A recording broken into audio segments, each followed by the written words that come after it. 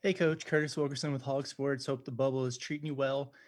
Just curious, from your December matchup to now, where have you seen the most growth in Oral Roberts? And is there anything in particular that's really stood out to you about their plays so far in the tournament? Well, they're a confident team right now. They're very well coached. I think they have improved dramatically since we played them in the non-conference. They have two star players, Asmus, number three, and then obviously number zero. Both those guys at the one handling the ball and pick and roll, and then the screen setting, and they flip screens with number zero, and he's a great pick and pop player. So they present a lot of problems. They have shooting. They're good cutters. And Asmus is just so difficult to keep in front of you, and then you add in the deep, long-range shot-making ability. Those two players in particular are playing as good as any combo teammates in the tournament right now. Our next question is from Bob Kravitz. Yes, Eric, Bob Kravitz with The Athletic in Indianapolis. What compelled you to pursue Justin Smith when he became available after playing at Indiana? And in what ways has his game developed throughout the course of the year? Yeah, I mean, I think having played Indiana, we felt like his athleticism, we really felt like we had to get a lot more athletic than we were the first year at Arkansas. We felt like maybe there was some potential there from being a multi-positional player that we could expand on a little bit.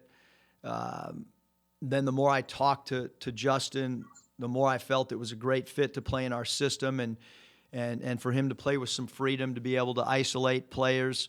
We basically played him at the 4 all season long, and then we've gotten into this tournament and kind of made some adjustments as the games have kind of flowed, and he's played some 5, which he really didn't do at all, during the regular season. But he's a player that I think has certainly improved as much as any player in college basketball, and I certainly think that, NBA teams are taking note of his play.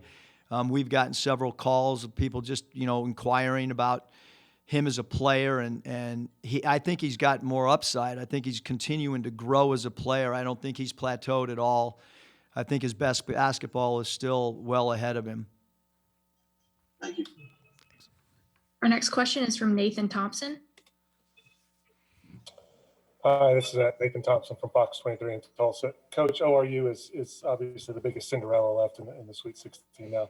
Does that change any way that you prepare for this or motivate your team, taking on a 15 seed instead of taking on like a 2 seed Ohio State?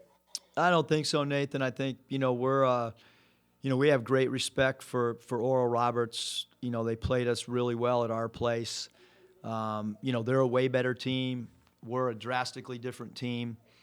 I don't think so. I think that, when there's 16 teams left, you have to understand that every team is capable.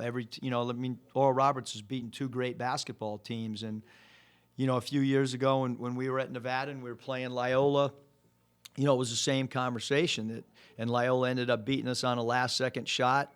There's a reason that Oral Roberts is still playing right now. It's because they're really talented. They have 2 stars, and they're very, very well coached.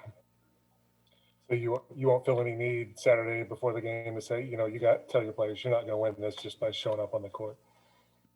Say that again, Nathan. I'm sorry. So you're not going to. There's no part of you that feels like you're going to have to remind your players that just showing up Saturday is not going to get it done against this team, even though they are a 15 seed. No, I mean, the way that we're preparing and watching film and hitting the practice floor, we're not going to win the game unless we bring our A-plus game. I mean, it's not going to happen. If we play our B game or C game, we will be, in our beds in Northwest Arkansas, by early Sunday morning. So, no, we have to play great basketball in order to win. Just as any team from here on out, if you're going to get to the Elite Eight, you better play really well. Okay, thank you. Our next question is from Andrew Hutchinson. Yeah, Coach Andrew Hutchinson, HawgBeat.com. When y'all played ORU earlier in the year, y'all held Max Abmas to 11 points. What do you remember about being able to slow him down? And is there anything you can take from that and do it this game? I don't think so, Hutch. You guys have heard me say it over and over. Every game takes on its own storyline. Every game takes on its own identity and comes up with its own themes based on how shots are falling. And look, he's the nation's leading scorer. He's been dominant in the 2 NCAA tournament games. So, they're going to be prepared for the way that we defended him at our place. And we're different. I mean, Devo Davis played, under double-digit minutes. I think he played 8 minutes. We have a different starting lineup. If we go back to the same lineup that we went with, which we're still tinkering back and forth, whether we, change again from what we did with, Texas Tech. To me, players have off nights, and I don't think you can take too much. We've watched all of our last game as a team. But more importantly, we're watching, what's going on of late with games. Our next question is from Ross Dellinger. Hey, Eric. Ross Dellinger with Sports Illustrated.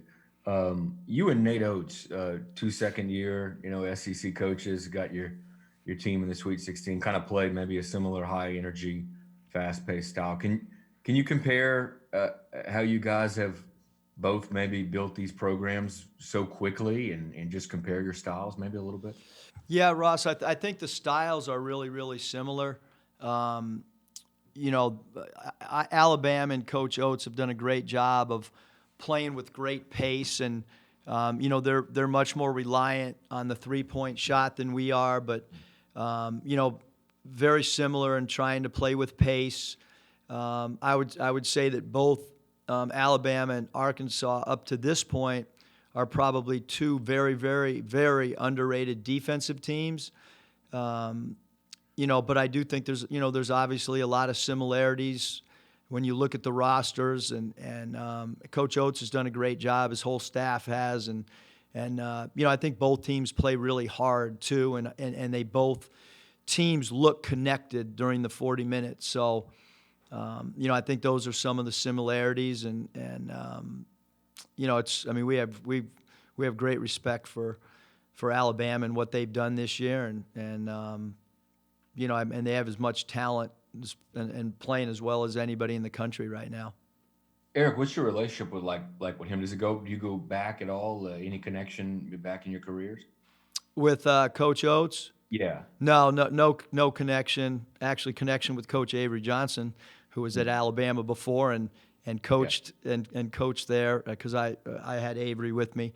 And Avery had some pretty good players at Alabama when he was there too. But Coach Oates and I played against each other when I was at Nevada, and he was coaching at Buffalo up in the Alaska, shootout, and then obviously played him once last year and then twice this year. So, but he does a great job with his team. I love how they've utilized analytics and taken that into a lot of the style of play, and they're really, really hard to guard. He's got a really creative mind with basketball.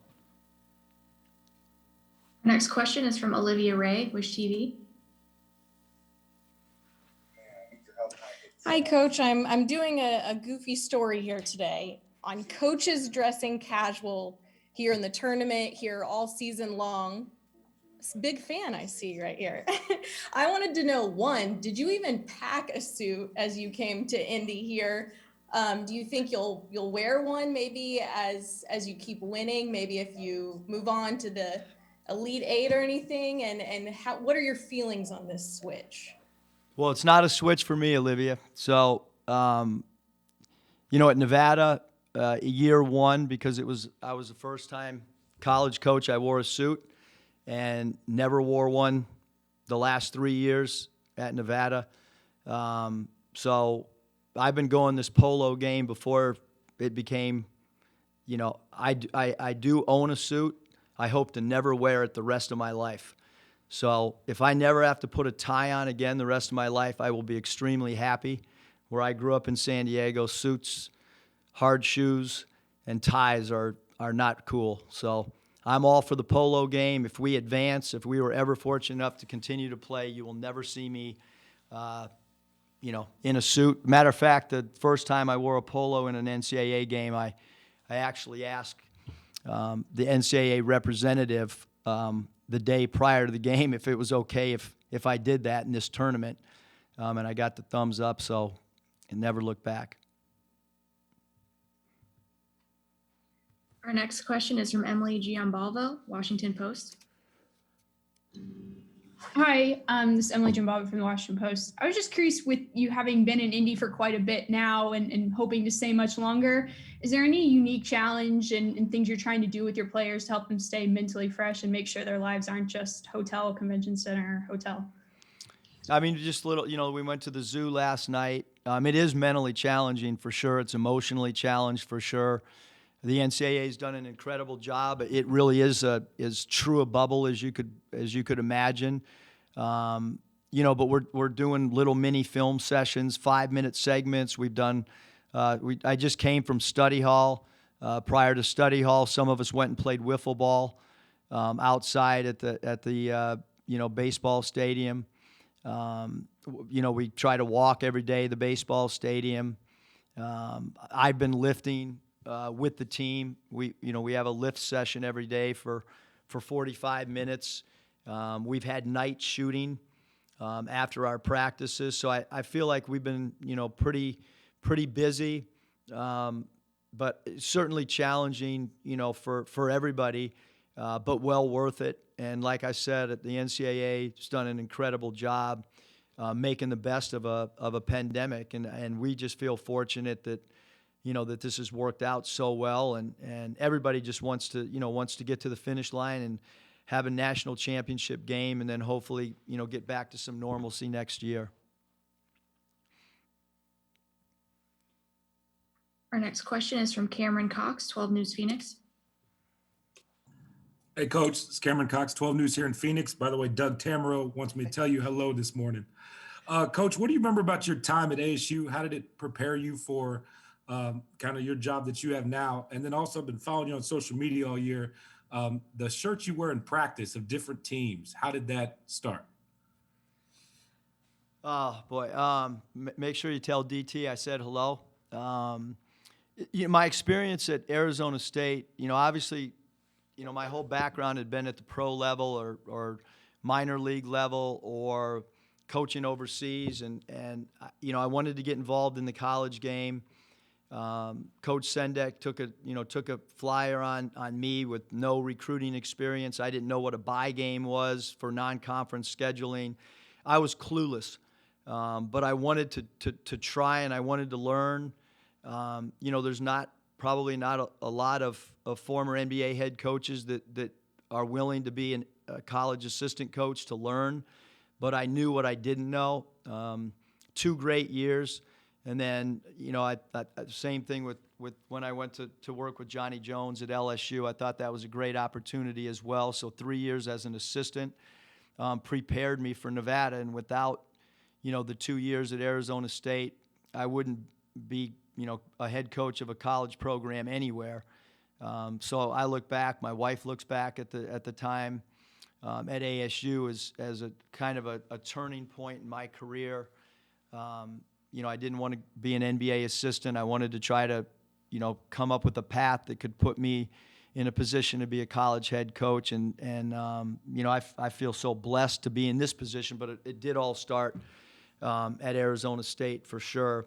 And then with the T-shirts, last year at press conferences, I would come in and wear T-shirts of sponsorships, to try to help promote our sponsors. And then when the pandemic broke out, a couple of my buddies in the NBA sent me, masks, and then I wore, the T-shirt that maybe came with the mask of some of my NBA friends, and then it turned into some NBA or WNBA teams sent me some stuff, and then some Major League Baseball teams, and then literally before this, I'm playing wiffle ball, Indianapolis Indians Stadium. one of the guys comes down who works for him, hands me a shirt and a visor. And I thought I was done with the mask up theme, but now that I got one here in Indianapolis, I maybe it's not died. But I just had fun with it. I mean, the players got a kick out of what I would walk down and practice in, and I'm a big sports fan. I love the WNBA. I love baseball. I love minor league baseball, and plus I got a lot of free gear to work out in, so it was pretty good promotion. Thank you, Coach, for your time today. We will be Thank you. joined momentarily by Jalen Tate. Please use this time to raise or lower your hand as necessary.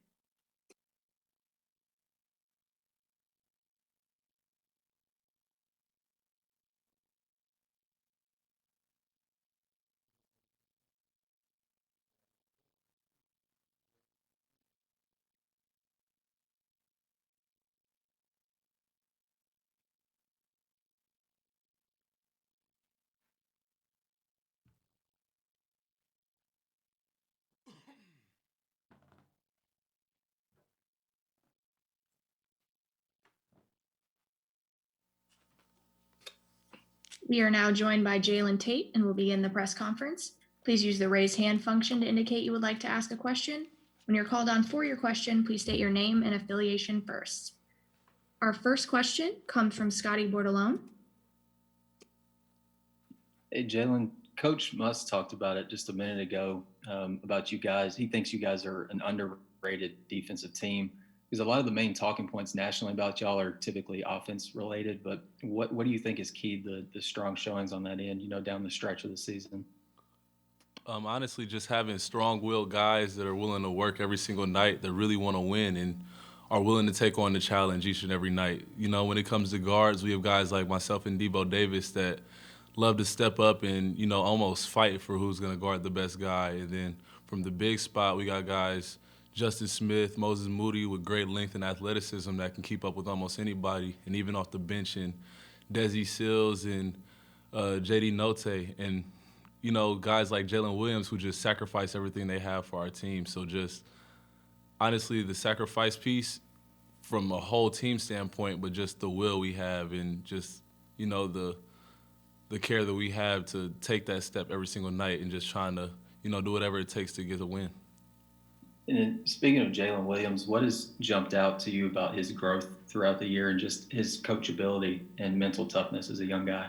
Jalen Williams, man, he's grown every single game, which you expect freshmen to do. By the end of the year, they're going to be sophomores. So it's just his understanding of the game and just his ability to be our anchor, behind us, the way he talks, the energy he brings, and his ability to be in great position to take charges. And just, he does a lot of things to hold our defense down as a whole. Our next question is from Curtis Wilkerson. Hey, Jalen, just curious about your impressions of Oral Roberts from when you played them in December to now. What growth have you seen in them, and what stood out about the run that they've been on? Their team kind of like some of the teams you see coming out my old conference. They make a run in their conference tournament to get here, and they just stay hot. I think they're riding either 6 or 7 game win streak, and they have 2 really good guys in their guard and one of their power forwards that just won't allow them to lose right now. They've beaten some very quality opponents, and honestly, it's a dream coming, as a kid from mid-major, coming from that, knowing that that's what you aim to do. The whole season you talk about making it to the NCAA tournament and shocking the world. So the fact that they've been able to do that so far is a testament to just how good they are as a team. Our next question is from Christopher Heidel, Herb FM Sports Radio. Hey, this is Chris Heidel from Hermiton Radio in Baltimore. You guys played them earlier in the year, December 20th. Do they look differently? I know you were trying to talk about it a couple of minutes ago. Do they look differently on offense, or they're completely different? What do you see in film? I think when you look at the film, they do look like a completely different offensive team. They have a different type of confidence to them. When you're winning the games at the rate they are and beating the teams that they've beaten on paper, the Ohio States and the Floridas, those are, household names in college basketball. So, it comes with a certain confidence when you can put up those numbers against those teams and perform well, I think. So that's definitely something that you see a little bit more. I think they're taking a lot more threes. You know, they lead the country in three-point field goal percentage, so that alone, you have to play to your strengths. They're getting to the line a lot as well, being able to control the pace of the game. And they're a great free throw shooting team too, so you expect them to play to their strengths. Our next question is from Michael DeCourcy. Yes, Jalen, I wondered if you could tell me if at any, I'm from Sporting News. I wondered if you could tell me if at any point after you guys beat Texas Tech, did you think at all about the fact that you had been able to make it to a point that your father and your brother weren't able to get to? Did that occur to you at all? And connected to that, does Jada get bragging rights over everybody since she was there a couple of weeks ago? Actually, Jada does have bragging rights for the time being. We give Jada all the props, all the credit. We're definitely full-fledged behind her, but I'm not done yet. I actually talked to my brother last night and had to make sure, like, did you make it to the Sweet 16? And, you know, having those bragging rights over my brother and my father is something I like to have as far as my college success so far, with the success I've been blessed to have, winning championships in Northern Kentucky, then coming here and having the year we had, being ranked top 10 in the country. My father had done that before, but nobody's ever advanced like myself. And, you know, my brother has his rebuttals being in the NBA and stuff, but, you know, for the time being, I do have bragging rights as far as college goes. Thank you. Our next question is from Bob Kravitz. Yes, Kravitz with the Athletic in Indianapolis. A little bit to the development you've seen with Justin Smith throughout the course of the year, and in what ways he's improved. Justin is one of a pro's pro, honestly, when it comes to his work ethic and how he takes care of his body, man. You don't see too many guys have surgery in the middle of the season and be able to come back and have the year that he's been having, especially here down the stretch between SEC tournament, NCAA tournament, and how he finished the season. He's a detrimental piece to our team, and honestly has a hand in us winning every single game, man, every single night. He just does so many great things on the court, on both sides of the floor.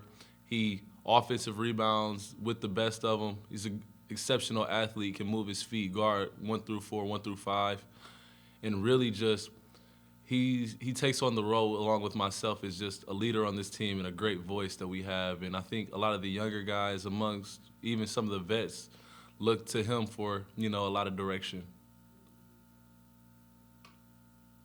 Our next question is from Nathan Thompson. Hi, Jalen. This is Nathan Thompson from Fox 23 in Tulsa.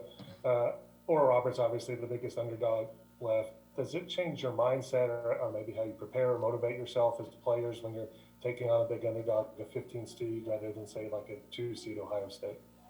At this point, we're in the Sweet 16, and even when you get to the NCAA tournament, everybody's really good. You know, seeds are thrown out the window, obviously, with the teams that they've beaten, especially. You can't look at that. This is a faceless opponent. This is a seedless opponent. I think they're playing as good as anybody in the country right now, so you can't take them lightly. I think we're actually a little more locked in just because of what they've been able to do so far. Like, with a 15 seed able to beat a 2 seed, you don't hear about that too often. And to go on to beat, I'm not sure, I think Florida was a 7 seed. You know, when teams do that twice in a row, they feel like they have the utmost confidence just to beat anybody in the country, let alone a 3 seed. So we take them just as seriously as any other team throughout the whole season, and we're almost even more locked in, as I said before. And does it help you know that they're a quality team? Because you played them already. They had a double-digit lead at halftime. Yeah, we are. Like, we look back at it, too, as far as just who we thought was going to win. We knew they'd have a shot because they gave us a lot of trouble at home. And I know even when we looked before we played them the first time, we knew that they gave certain teams trouble or, you know, close games or even scares, you know, leading up to us. So we respected them then. We respect them even more now. Our next question is from Sports Reporter. If you could identify your name and affiliation before you ask your question, please. Yeah. Hey, Jalen. It's Bob Holt from the Arkansas Democrat Gazette. How you doing? Good. How are you? Hey, you guys have won several games this year, including that ORU game where you trailed by double digits.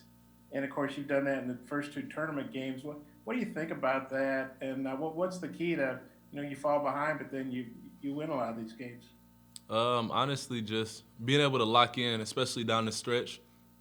You know, you talk about games when we were down double digits, just being able to get stops at the right time, lock in on offense after you get those stops and get great shots, sharing the ball as a team, and just knowing that we have the pieces and the ability to come back in those games and just keep willing ourselves back and never losing hope or belief, and just being able to continue to move forward and knowing what's at stake a lot of the times. And also, I wanted to ask you about the weight vest practice between the LSU and Alabama road games. I know that probably wasn't a lot of fun at the time, but it seems like it really had the desired effect that Coach Musselman wanted. What do you remember about that practice, and what would you say about the way you guys respond to that? Even though the Alabama game was tough, you really turned it around since then.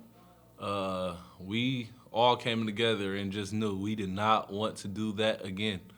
That was definitely one of the hardest practices I've ever endured, and it really tested us. You know, at that point in the season, you know, you reach your breaking point. You lose a game by 30, you get embarrassed like that on TV, and then we go into Alabama after the hardest practice, and he even threatened us that we would have the even worse practice after that, and we get blown out by Alabama right after.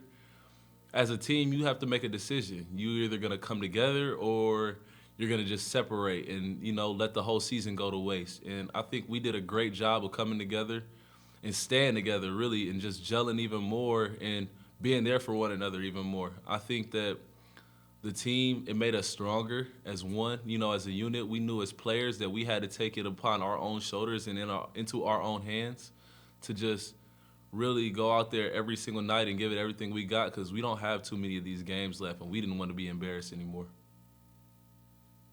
Our next question is from Olivia Ray, Wish TV. Jalen, I'm doing an odd story today on the coaches dressing casual on the sidelines this season. I wanted your opinion on everyone dressing casual, like your coach now, and if you think maybe it's upped their shoe game a little bit. I've noticed that's what they've added to their repertoire. So you often see some of these coaches with their $1 million suits, you know, they're tailored, you know, their shoes even are a little bit alligator, you know, just the stuff you see on TV normally with some NBA coaches and stuff. But coaches now are stepping outside the box and having shoe game like that players would have off the court. And, you know, you acknowledge that a little bit, and just you like to see them out there comfortable all the time. You know, it gives, especially Muss, you know, he likes to be really active on the sideline. So it gives him ability to be even more animated, or even after the game, he can celebrate how he really wants to, for those who saw last game's celebration. And just, only thing about it that I don't like is when you win championships, you go dump the cooler on the coach, and you look to ruin that $1 million suit or that really nice suit that he has. So, you know, him being more casual and comfortable takes away a little bit from that. Our next question is from Emily Giambalvo, Washington Post. Hey, Jalen, I was just curious from a player perspective, what has it felt like to having now been in Indy for quite a bit? Does that take a mental toll on you as a player? And I know some players have said it almost felt like a giant AAU tournament. Did this like remind you of anything you'd experienced? No doubt. It reminds me a lot of like when I was younger, just Louisville being at nationals, and it reminds me of the convention center even, because all these courts and, you know, teams are in there practicing. We're in these 4 surrounding hotels or so, I believe, and, you know, we're not allowed outside. Being in Indy, especially for the NCAA tournament, I don't think you get tired of it any, but you definitely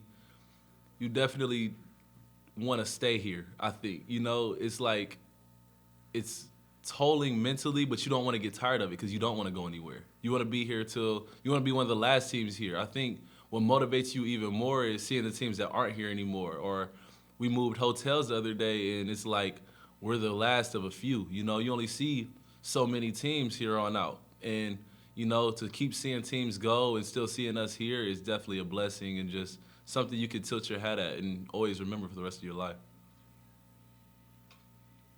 Our final question is going back to Bob. Okay, yeah, sorry that sports report. That's what some of our IT guys did. Hey, Jalen, I haven't broken down film the first ORU game, but I assume you probably had something to do with holding Asmus down. What do you remember about that game defensively? Because that was one of his lowest scoring games of the year. I remember just he was very capable of pulling up from range. We worked on that a lot in practice. I think we were a little too soft on his pick and roll coverages, like when I look back at the film now. And I think we'll definitely have to just adjust to that, especially when there's a high ball screen with him and Abenor. Just keep them under control and be able to push up through the screens, get through as much as we can, and just be able to communicate on the ball and, use our size and length and athleticism to our advantage. And if we do that, I think we can have a pretty good chance at slowing them down. With the rate that he's scoring at, leading the country in scoring is going to be tough, but I think we can slow him down a little bit. You guys slowed him. You held him to 11 the first game. Was there something in particular you guys were doing to hold him down like that? I think just really early pickups. I think we made him guard a little bit, so making him play on both sides of the ball, maybe making him a little tired. But the first game is the first game. He probably doesn't feel like he had his best night, and he probably wants to come back at us. So we're gonna leave that in the past and just worry about this next one. Okay, thanks, Jalen. Thank you. Thank you, Jalen, for your time. Thank you. That's it for this news conference.